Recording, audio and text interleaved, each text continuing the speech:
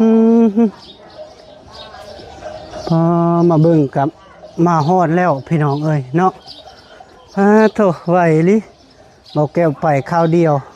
เพิ่นมาส่งแล้วพี่น้องเอ้ยเนาะมีสายมีแหแล้วก็มีบล็อกพี่น้องเอ้ยเนาะปูน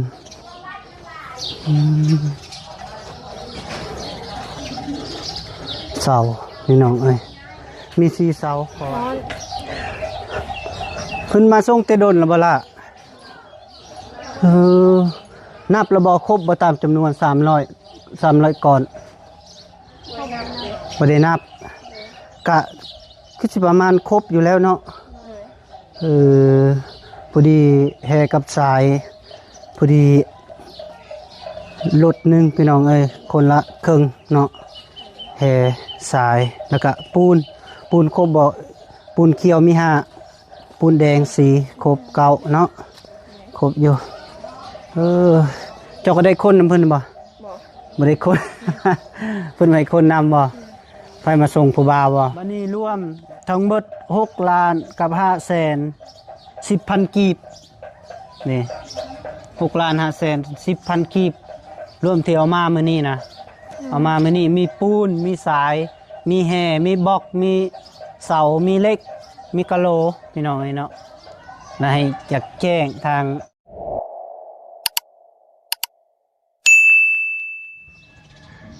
ปึ๊บพี่น้องเนาะ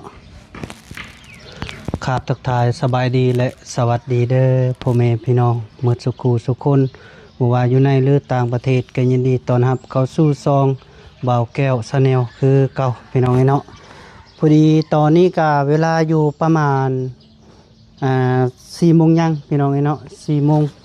ยังนี่แหละพี่น้องเนาะก็พอดีบ่าวแก้วมาเบิ่งอุปกรณ์ที่บ่าวแก้วไปสั่งอยู่ห้านเนาะพี่น้องเนาะที่ว่าจำนวนก็คือสิแม่นล่วงหลายพี่น้องเนาะจำนวนที่ซื้อแล้วก็อุปกรณ์ที่ว่าสิเฮ็ดห้องน้ำให้น้องฟ้าน้องหงาพี่น้องเนาะก็พอดีบ่าวแก้วสั่งก็มีหลายอย่างพี่น้องเนาะมีบล็อกมียังก็มีหลายพี่น้องมีบล็อกมีปูนนี่แหละมีเหล็กอย่างต่างๆนั่นล่ะพี่น้องเนาะมีแต่ว่าบ่าวแก้วสิไปเบิ่งว่าเพิ่นมาส่งแล้วบ่หรือว่ายังพี่น้องเนาะก็ตอนนี้ก็บ่าวแก้วกำลังสิเข้าไปเฮือนน้องป่าน้องงาพี่น้องเนาะก็พอดีบ่าวแก้วก็มาแต่ปล่อยปลาพี่น้องเนาะซื้อปลาไปปล่อยอยู่ที่น้องสะพี่น้องเนาะพอดีบ่าวแก้วก็สิมาเบิ่งเนาะเพราะว่าบ่าวแก้วบ่อยู่ยันเพิ่นมาส่งแล้วบ่จักเนาะพี่น้องเนาะคันเพิ่นยังบ่ทันมาส่งก็โอเคมีแต่ว่าบ่าวแก้วสิรอท่าเบิ่งเนาะพี่น้องเนาะแต่ว่าก็คันเพิ่นมาส่งแล้วก็บ่ว่ากันพี่น้องเนาะก็เป็นการดี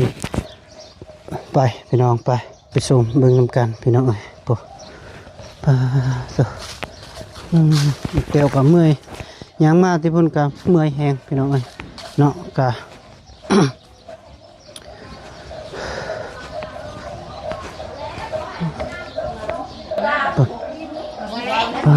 พี่น้องพอมาเบิ่งกับมาฮอดแล้วพี่น้องเนาะโถไหวลิเบาแก้วไปข้าวเดียวเพิ่นมาส่งแล้วพี่น้องเนาะมีสายมีแหแล้วก็มีบล็อกพี่น้องเนาะปูน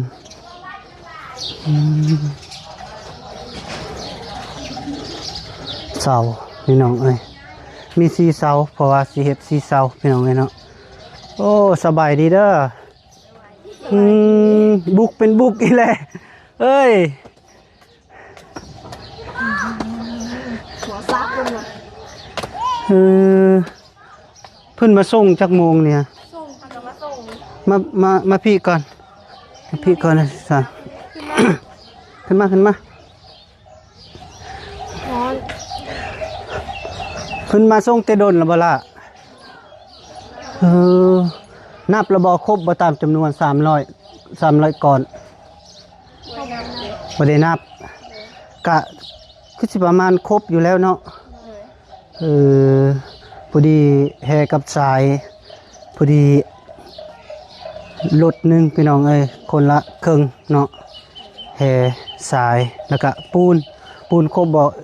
ปูนเขียวมีห้าปูนแดงสีครบเก้าเนาะครบอยู่เออเจ้าก็ได้คนนำเพิ่นบ่บ่ได้คน เพิ่นให้คนนำบ่ไฟมาส่งผู้บ่าวบ่เอ้ยผู้บ่าวบ่อืมลอยบ่ปลดในหมวกเอาปลดบ่นู้หมวกฮะเหือดแตกเหือดแตนอยู่เอ้ยผมวาดยาผม เอายาหันผมขาด ผมสั้นเอาลงไซส์นี่ไม่ยังอ่ะนะกะโลโอ้ลืมเนาะมีกะโลหกเกตงามบ่มากบ่สีแบบนี้มากบ่มาเบิ่งมาดูฮะมากหรือบ่มากคันบ่มากก็เปลี่ยนมากเนาะกะโลนะมีสีเกตก็เดี๋ยวว่าสิบ่มาอะไรเฮาแนมกันไผคุณว่าแบบนี้มันได้มื้อสิบ่มาบ่ค่อยก็ย่างมาแต่หน้าพุ่นแหละไปปล่อยปลาหน้าพุ่นและหน้าพึ่งหน้าพึ่งหน้ากระเทพุ่นแหละพอดีฮะก็มาฮอดพี่น้องเอ้ยเล็กกันมาไว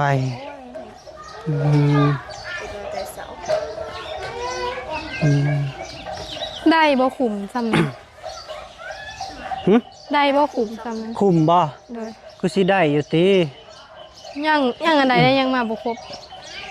ยังหลายอย่างยังหลายอยู่มีสังกะสีมีนะมียังหลายอยู่พี่น้องเอ้ยพอดีครบตามจำนวนแล้วยังอีกที่สั่งเทื่อซองพอดีปิดครบเลยเล็กมาเลยเนาะเล็กเนาะโอ้หมูมาเล็กกับบ่บอกเนาะเอาเขาบอกกินนี่ดีมีสีคักอยู่พี่น้องใช้หาบ่อันละ5บ่นี่1 2 3 4 5เฮ้ยส่งพิษบ่ปูนเขียวมี6ปูนแดง4สั่งนะแล้วก็ยาและหเอาเนาะจะเป็นยังปูนยังก็ใส่นะเนาะเสาเพิ่นสร้างเพิ่นว่าสิดำเนินเฮ็ดมื้อใดนี่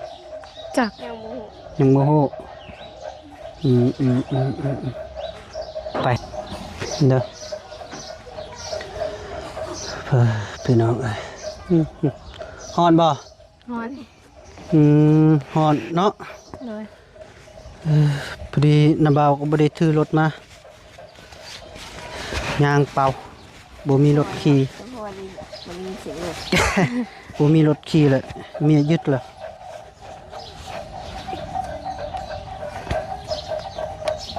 โอเคได้แล้วนี่ก็ได้โอเคพี่น้องเอ้ยเมื่อยปานยังสบายดีเด้อสบายดีเห็นเบิดบ่เห็นเบิดโอเคอันนี้จะแม่นเฮามาแจ้งเด้อพ่อแม่พี่น้องเนาะเอามาแจ้งที่รายการที่เฮาซื้อเอาไปสั่งเครื่องบินจักอยู่ไสวะนี่บินกะแม่นบ่เฮ้ยบ่ได้แม่นจักอยู่ไสวะบินไปเฮียบินอยู่เพิ่นบ่ล่ะเอามาอยู่แต่จักอยู่ไสวะอยู่ในนี่บ่อยู่นี่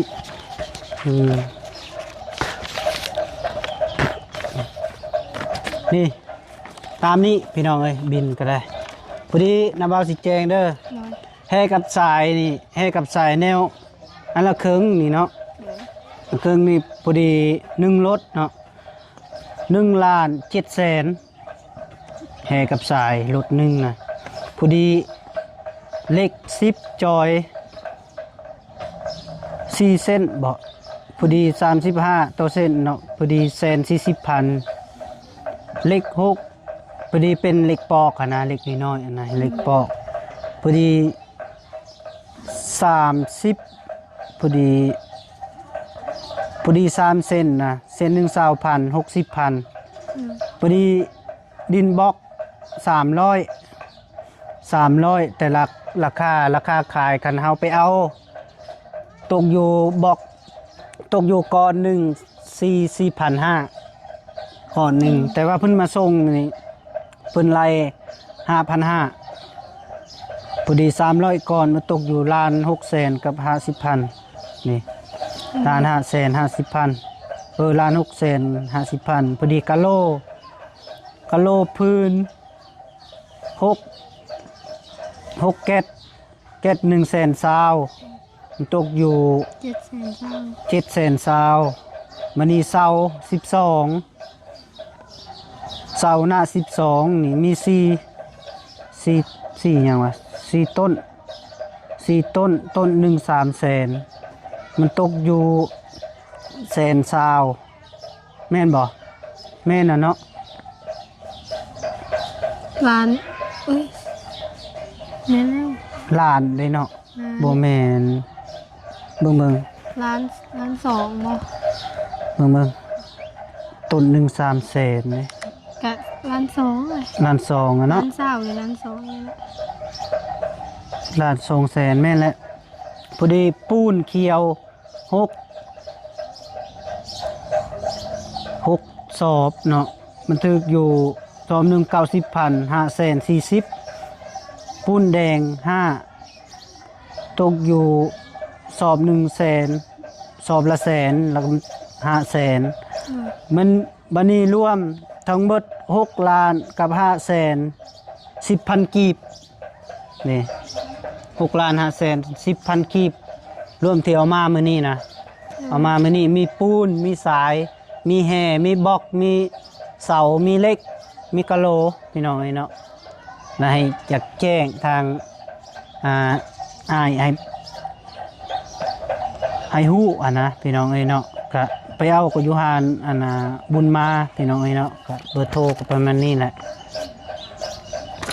พอดีรวมจำนวนเท่านี้แต่ว่าเงินก็ยังเหลืออยู่ยังอีกไปสร้างอีกเทื่อ2พอดี6ล้านเงินเบิ่งเด้อเงิน11ล้าน9แสน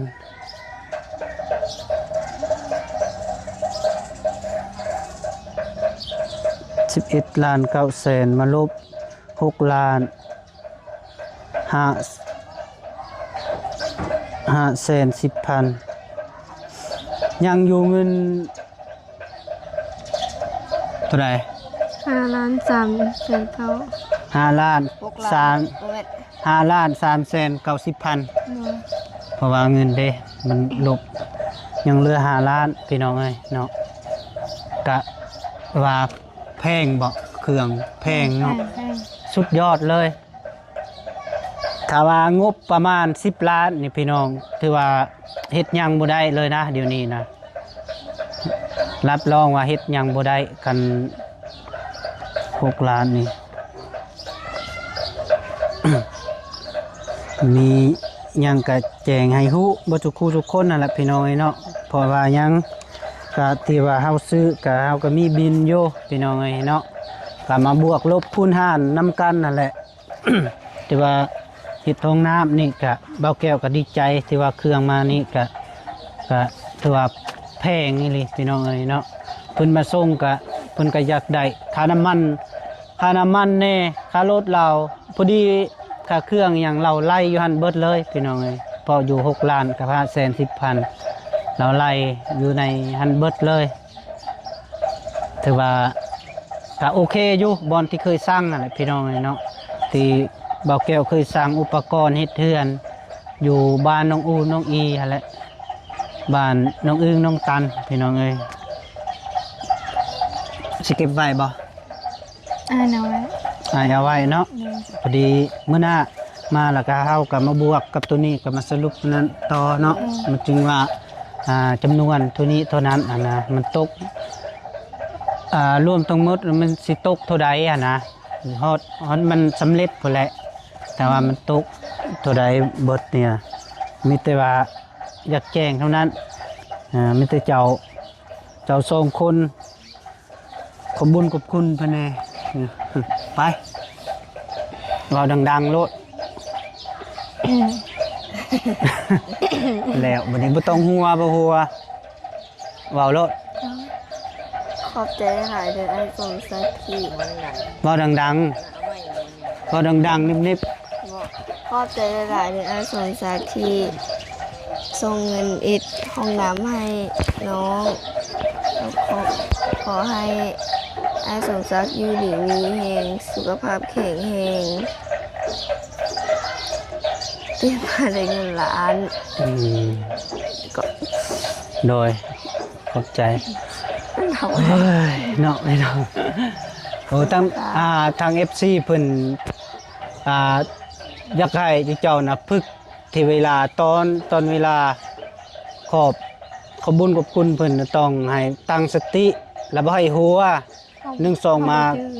บ่ให้หัว2แล้วก็เว้าดังๆแน่เพิ่นอยากให้เว้าดังๆแล้วก็มีหยังที่เจ้าก็ต้องได้ฝึกคือนาบ่าวเว้าอะไรฝึกมีหยังก็ที่ว่าเคยผ่านมาเด้ นาบ่าวก็เคยมาสับไฟเด้ให้ฝึกอยู่มีแต่ที่เจ้าฮัดฝึกฮัดแอบเว้านะที่ว่านาบ่าวเคยสอนผ่านมามีหยังที่เป็นมีคุณภาพต่อเพิ่นนะเฮาตอบสนองยังบ่ได้มีแต่ว่าเฮาขอบบุญขอบคุณเพิ่นเนาะพี่น้องเนาะ FC เพิ่นก็คอมเมนต์มาแล้วก็นาบ่าวก็บ่จักสิว่าคือกันนั่นแหละว่าเนาะเอาบ่าวแก้วเองก็ขอขอบคุณเด้ออ้ายสมศักดิ์ขอให้เจ้าอยู่ดีมีแรงสุขภาพเข้มแข็งอย่าเจ็บอย่าจนอย่าขาดอย่าซนโศกมานร่ำรวยเจ้าเฮ็ดหยังก็ขอให้เจ้าได้สิ่งที่เจ้าเฮ็ดก็ให้เจ้าได้เงินล้านต่อไปเด้ออ้ายสมศักดิ์พอได้เจ้าช่วยเหลือมีบุญกุศลแต่ละผู้ทุกข์ยากให้เจ้าเป็นสะพานบุญให้แล้วก็ขอให้เจ้าอยู่ดีมีแห้งความเจ็บจะได้ความไข้อย่ามีเด้อสาธุพอดีเครื่องที่สร้างมากะมาฮอดแล้วที่ว่ากะหลายเติบพอดีจักคันรถมา2 คันเลยพอบุกมา2 คันเลยพี่น้องเนาะพอดี2 คันแล้วก็ยังอีกที่ว่าที่ยังบ่ทันสั่งมาเนาะละแม่นสังกะสีแล้วก็ยังอยู่ท่อพี่น้องเนาะท่อแล้วก็ท่อยังก็ที่ท่อใหญ่ๆนะสำคัญนะท่อซี่อย่างนี้แหละประมาณนั้นล่ะพี่น้องเนาะบ่เกี่ยวกับบ่อยากชื่อปานใดเพราะว่าก็มีอีกท่อที่สีเอาลงนี่ก็สิเอาสีท่อพี่น้องเนาะพอดีเป็นสีท่อเนาะคันไปใส่สูงลายก็มันบ่คักเพิ่นว่าหรือว่าสิใส่สูงก็น้องๆเพิ่นก็ขุดบ่ไหวสำนี้เป็นผู้ดีแล้วพี่น้องเนาะไม่ว่าสิใส่เลียนๆเลยเนาะให้เฮาใส่เลียนๆเอาสีท่อเอาบอกนี่ก็ยังบ่ฮู้ว่ามันสิพอหรือบ่พอก็มีแต่ว่าเพิ่นเฮ็ดซะก่อนแล้วก็จึงพิจารณาใหม่อีกพี่น้องเนาะแล้วก็สิสั่งใหม่เนาะที่ว่าเงินมันเหลือเท่าใดแล้วก็สิบอกเติมพี่น้องเนาะก็จะใครหลายๆคนที่ว่าฮู้จักเป็นใดก็ทรายแล้วก็แฮมันสิพอบ่สำนี้ประมาณแฮนี่ก็สิพอเนาะกันทรายอาจจะบ่พอเงินยังบ่พอนึงประมาณทราย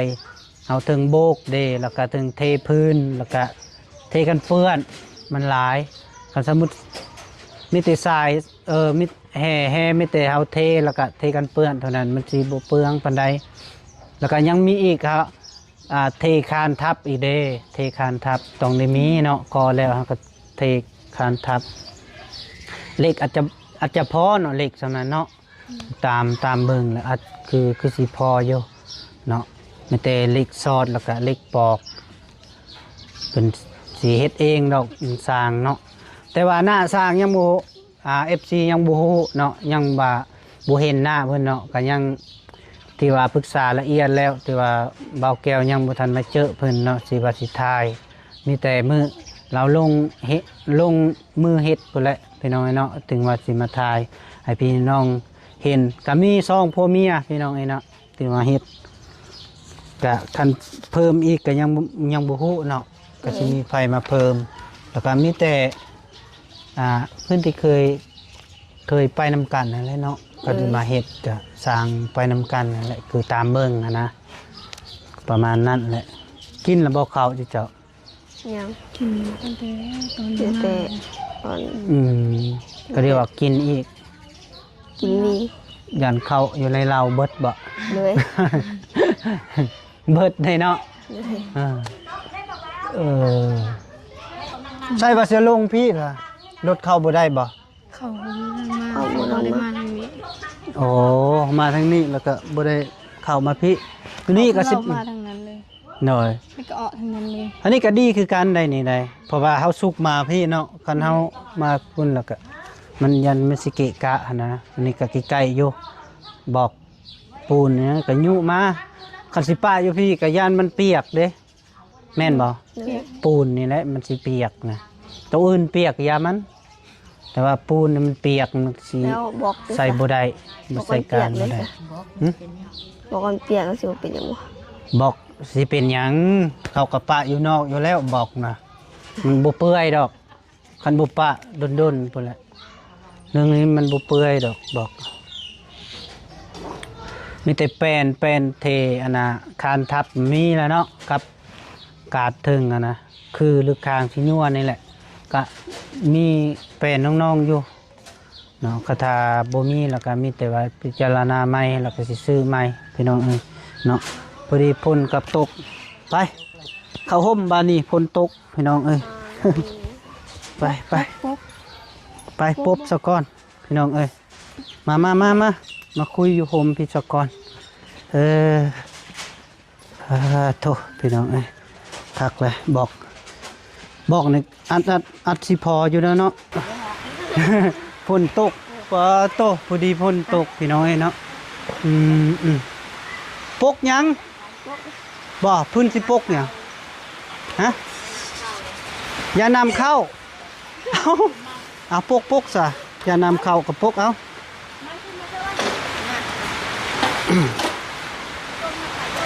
ก็โทษพี่น้องเอ้ย เอาไม้ มั่วอยู่ เบิดด้วยไม้แบบนี้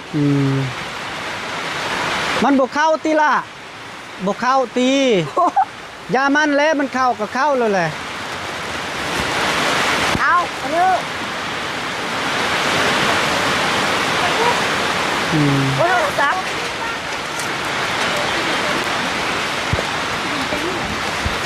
บ่เป็นหยังบอกลาวบุปกกะยาบุปกกะยาปกก็คือเก่ามันก็โต้งคือเก่านี่นะมาปกปูนพี่ เอาปกกับยาปกก็คือเก้า นี่มาปกปูนพี่ยันพ่นพระสิปูนนี่ไป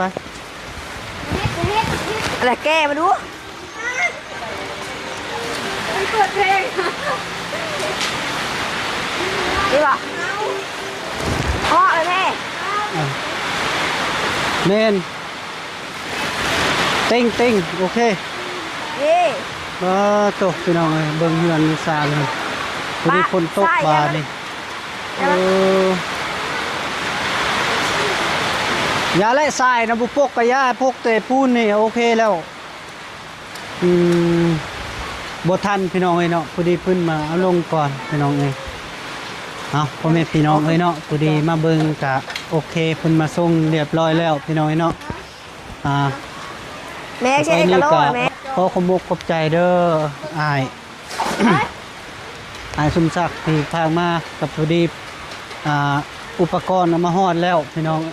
เนาะถือว่าก็ขอขอบขอบใจเด้อ มาทุกผู้ทุกคนโชคงานร่ำรวยโดยบายบายเด้อ